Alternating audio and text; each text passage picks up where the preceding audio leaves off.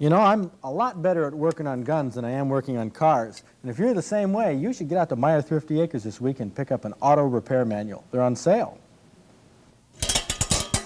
Boy, I don't know about you, but I'm not really the swiftest guy when it comes to repairing cars.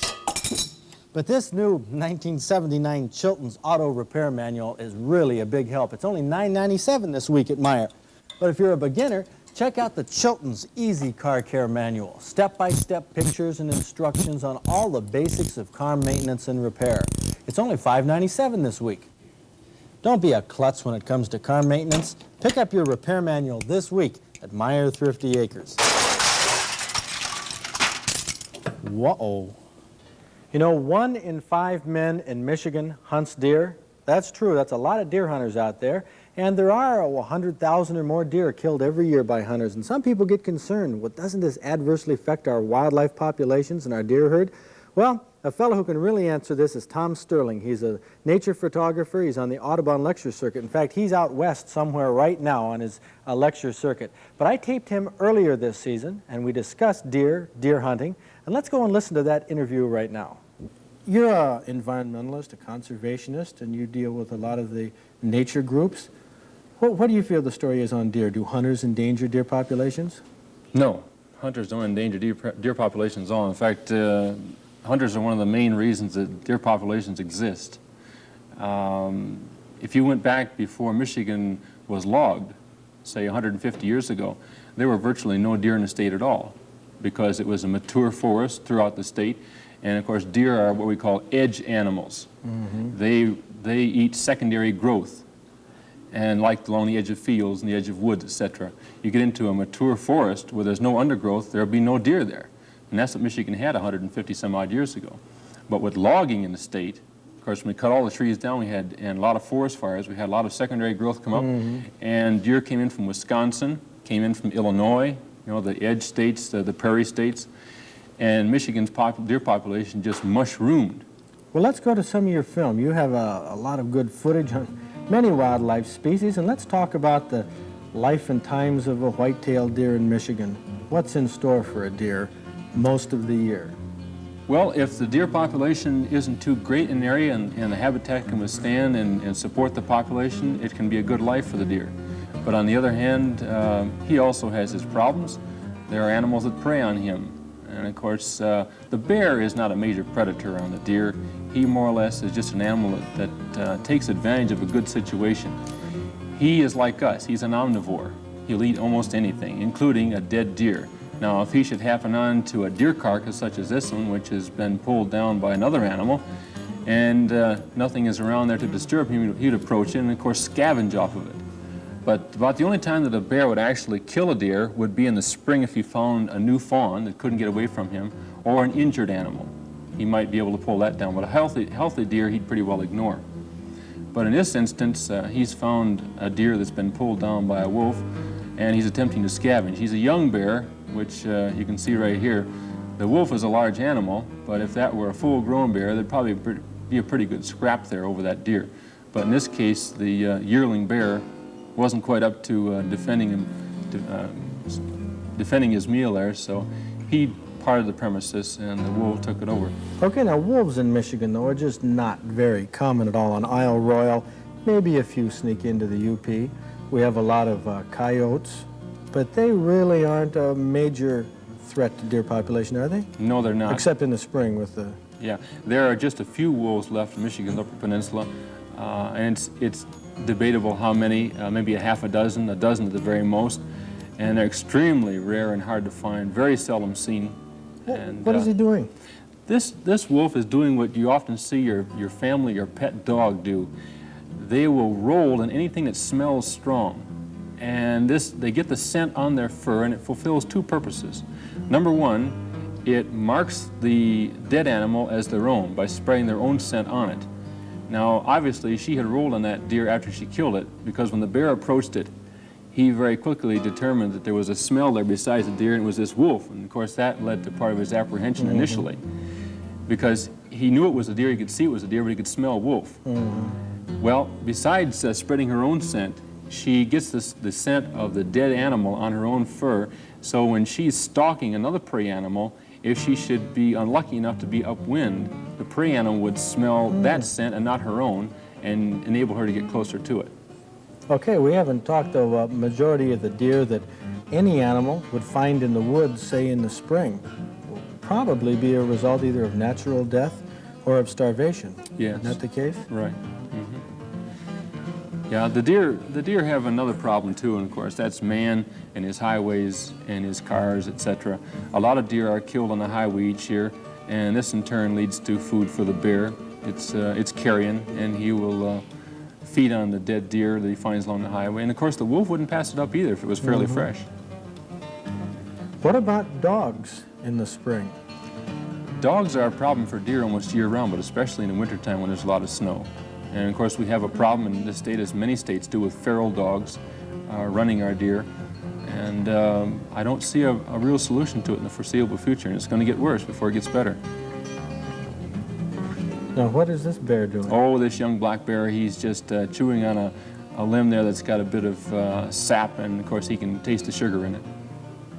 Well, Tom, that's an incredible story, but let's just sort of recap here about the pending hunting season from your point of view. You're schooled in natural resources, wildlife management. If hunters take 90 or 100,000 deer this fall, what is that going to do for the deer herd? Well, it should make it healthy, because 100,000 deer, Michigan has an estimated deer population of about 500,000. So you're only taking about 20%. And this is approximately what the normal birth rate is. In fact, there should be more fawns born than that. So really the hunter is just supplanting or taking the place of the wolf and the bear and other major predators that prey on the deer at one time. Well, we thank Tom Sterling for that really fantastic film. He'll be with us a number of times in the future Michigan Weekend shows. And you know, 100,000 deer taken in Michigan, that makes an awful lot of venison patties and venison steaks and venison roast. And if you want to know how to cook venison, you got to get the Wildlife Chef. Terrific recipe book, and here's how you can get your copy. You know, Michigan Weekend's Big Buck Contest is going to be televised December 9th and 10th on that weekend. And for you to qualify, of course, you have to have a big buck. Count the number of points along with the maximum outside spread. And if you're one of the top 7, you'll qualify for a prize. We have 7 guns and a bow that are prizes in the contest. And as well as that, the other 8 runners-up will also be invited down here on Michigan Weekend. Now, you can send me the information on your buck. That's fine. But the easiest way is to pick up an entry blank from the Sporting Goods Department at Meyer Thrifty Acres, or you can get the entry blank from the November issue of Michigan Out of Doors. So be sure that you get entered in the Big Buck Contest. And now, here's a buck that is really incredible, last year's buck, but just take a look at this. Now here we have a typical white-tailed deer buck rack. This is typical in its formation, and it's easy to count the points on this for the Big Buck Contest. 1, 2, 3, 4, 5 on each side. Well, that was easy, but let's look at this buck here that was taken a year ago by Bob Gendron from Hillsdale County. How would you begin counting a rack like this? That is a real problem. Bob, what do you think? How many points does this have, according to your calculations? It has 23 to mine, but it took me at least 3 or 4 times to count them. Well, I know Ned Fogel, who scored this for the North American Big Game Record book. It didn't quite make it for the book, but he had quite a problem scoring it.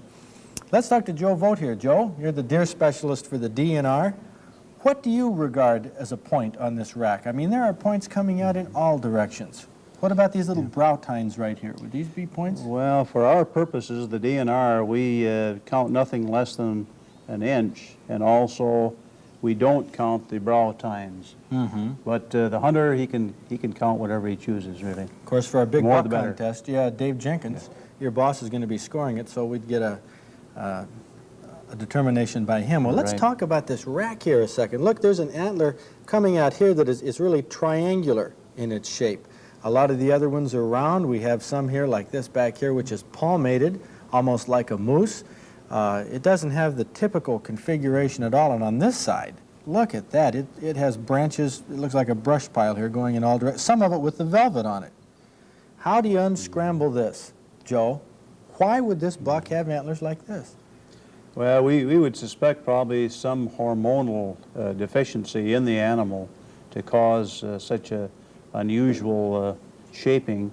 Now, sometimes a real old buck, again, would have kind of an atypical rack, and that's, again, because of the drop-off in the hormonal levels. Well, Bob, when you got this buck, couldn't see out of that eye, could it? Right, couldn't see it all. It's completely covered. Wouldn't this typically be a result of an injury to have one side of the antler go up? This certainly could be a factor. An injury to the soft growing tissue could cause that malformation. Genetics would be another possibility, but we don't know about his grandpa and so forth. What about the taxidermist? Bob, did he find anything? There was no injuries. His eyeball was still in there, but it was white, hadn't been used in years. Well, what about this buck? Had you seen it before? Had you been hunting in an area where you've seen it? It was real familiar territory. I hunted all the time, but had never seen that deer. Huh. Was he by himself or with He had 9 does with him. 9 does? 9. Boy, this old boy really knew how to attract him. Golly. And you were hunting, that was December 2nd, December 2nd, opening day of muzzleloading season. and that's the muzzleloader you used right there? This is the gun I used Tell me today. about that. It's a 50 caliber Thompson Center Hawkins replica. And Shoot pretty straight, does it? shoots real good. Well, this is going to be one of the prizes in our big buck contest. How far was he, Bob, when you shot him? I guess about 60 yards when I shot. A good long shot. What a trophy. And of course, the obvious question is, which side did you shoot him on? Was he... I got him on his blind side and the neck. What a shot. Well, golly, Bob, since you're such a sharpshooter here, I'm going to give you an entry blank for the big buck contest. Make sure you shoot your buck before November 30th, because we cut off the contest right then. Okay. Also, we have for you a complimentary year subscription to Michigan Out of Doors magazine, which I'm sure you'll enjoy. And here's something for, now, only you know where this buck was taken in Hillsdale County. And in this County Maps and Recreational Guide, it has all the roads, everything pinpointed. All 83 Michigan counties are in there. And that's for you, compliments of MUCC. By the way, if you would like to get your own copy of this map book so you can find your own hot spots, we're going to tell you how right now. A state highway map is fine for traveling the main roads, getting to the big cities, but face it, if you're a hunter or an outdoor person of any kind, you're going to want to get off of the main roads. You're going to want to take the shortcuts. You're going to want to explore new areas without getting lost. All of the county roads are here, in detail, by name, in the Michigan County Maps and Recreation Guide. Send $7 to MUCC, County Maps, Lansing 48909. Get out and enjoy the backcountry of Michigan. Send for your map book today.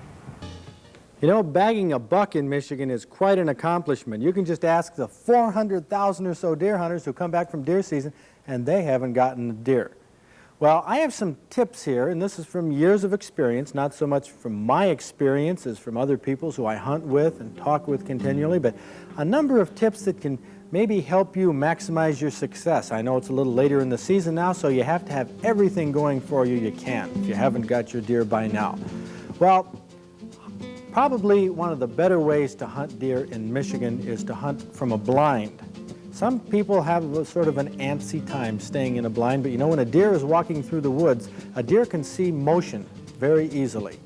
And that's why hunters are generally better off to stay in a blind where the deer can't see them. If you have to fidget, you have to move, you can maybe wiggle around in your blind.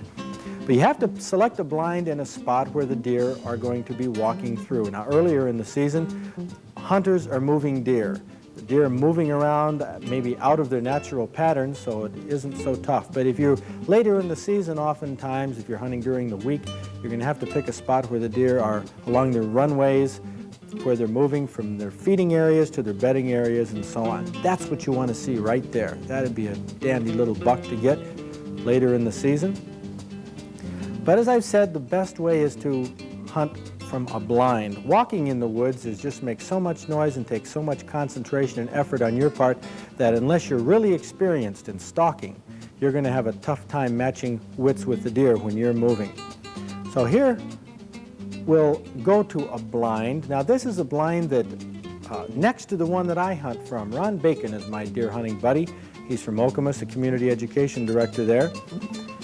And we hunt in the North Woods someplace. I don't want to be too specific about where we hunt. We've gotten our deer generally in the years past, but this is how we go about it. We'll go into the woods early in the morning, By early, I mean before daylight, oftentimes an hour before daylight. We carry in our packs everything we need. Now, you don't want to dress with heavy clothing while you're walking out to your blind. The reason is this: you're going to work up a sweat. If you have a snowmobile suit on, and gee, a lot of down and wool, you're going to start sweating, and then you're going to stop and you're going to sit in that blind for several hours at least. You're going to cool off, and you'll probably get very cold and chilly. And it's really not too healthy of a thing, and it isn't comfortable at all. So if you can, carry your gear back with you. Carry your snowmobile suit in your pack and put it on when you get to your blind. Now, the blinds that we hunt from probably look like monstrosities to many hunters, but Ron built these blinds about 10 years ago, and they're well constructed. They conceal us very well. When we get back in the blind, we put on some, probably a different type of hat depending on the weather. I wear glasses, so I usually wear a hat with a bill on it. Keeps the sun out of my eyes, keeps the sun from reflecting off my glasses. Ron will wear a shorter brimmed hat, but something comfortable. In the pack, of course, carry a number of items, usually food, because we're going to stay in the blind all day long. You're not going to get a deer when you're tromping in, you're sitting around playing cards at noontime. Oftentimes that just might be when the deer is walking by your blind. But we sort of munch during the day when we get hungry, candy bars, high energy foods, take a thermos of coffee, some hot chocolate, hot soup, sandwiches. So it's really, you can eat quite well in the blind like that. Now, you don't want to take something that you have to build a fire and cook. The more you do like that all that's going to do is scare deer away. A blind should be, if at all possible, large enough where you can move back and forth. Now, these we made from logs and limbs, made it big enough so we can walk back and forth. You can see Ron's hat there against the outline. But when a deer is approaching, you can oftentimes hear it. You'll know when a deer is moving around you. Many times you will, sometimes you won't. And for those times, you want to remain well concealed. If a deer comes up and is looking around as it walks through the woods, you can see there that it really can't see Ron sitting in the blind. Very important to clear out all of the debris, the twigs, the sticks, the leaves, the dry, crunchy things that are in the bottom of your blind, because there just might be that deer is approaching from an angle or a direction that you're not prepared for, and you're going to have to move in order to maybe get a better look at him or a shot at him. And if you move and step on a twig, sometimes you can just say goodbye to Mr. Buck because he's going to be gone. If you have buck rubs in the area, that's another good sign. Later in the season, buck rubs might not be quite as important as they are early in the season. But this protection, the visibility is one of the main things. Now, scent, your scent blowing in the wind is something to take into consideration if the deer are moving naturally, if they're not spooked by a lot of other hunters in the woods, which is often the case later in the season. Earlier in the season, opening day, for example, your scent really doesn't make too much difference because there's so many hunters in the wood. The deer just, they know that people are there, so you're not going to scare them off with your scent. Now, what about your gun in the blind? Your gun can be one very critical thing that can make you cold. If you stand in the blind and you hold your gun, that cold steel is going to go right up through your fingers and make you chilly. So if you have a place to put it in the blind where it's easily accessible, you can grab it as soon as you need it, where it's not going to make any noise when you pick it up, you're going to be a lot better off. And you have to admit, it gets later in the day sometimes after maybe a big night in town, you might be a little drowsy in the blind. So if your blind is big enough, you can lean back, maybe get a little shut-eye, have a cup of coffee. But always, the most important thing in deer hunting like this is to stay alert as much as you can. There's just no telling when a deer is going to be moving through the woods, how far away it's going to be, what direction it's going to be coming from. And if you're not looking around in all directions and you're not prepared, chances are you could have deer walking by you oftentimes during the day and you won't even know about it. It's also very helpful to maybe cut some visibility lanes. Take some dead wood or branches down out of the way so you can see through the woods in order to maybe get a shot or get a good look at a deer. Those are some of the tips that can really help make you a better hunter maybe get a buck, pull it out of the bag here at the end of the season, and maybe win the big buck contest. Who knows? But you know, Polaroid cameras are really a good way to take pictures. We get lots of pictures in from people like this. Here's a buck that's been entered in the big buck contest. We get lots of master angler pictures in from trophy fish. And the nice thing about Polaroids is that you can see what you've taken right after you've taken it. That's a real advantage. And you know, it just so happens that Polaroid cameras are on sale this week in the photo department at Meijer. Here's the Polaroid One-Step Kit. Now the camera has a fixed lens, no focusing. Push the button, you can take a picture every second and a half. It includes film, a case, and a Sylvania flash bar at Meijer, this week only $39.88. Now if you want to step up in quality, check this out. The Polaroid Pronto Sonar One-Step. It has a sonar device, like radar, that automatically focuses on your subject. Only $69, and the case is available. Check out the amazing Polaroid cameras this week at Meijer Thrifty Acres. Well, I guess it really isn't any secret that this show was pre-taped. In fact, I did it before deer season. That's why I can't really report to you right now how the opener was. All I can do is tell you how the opener was for Ron Bacon and I a year ago. Opening morning, we both got our deer, right from the same group of deer, 2 bucks. Well, golly, I'll tell you next week how the season was. We'll see you.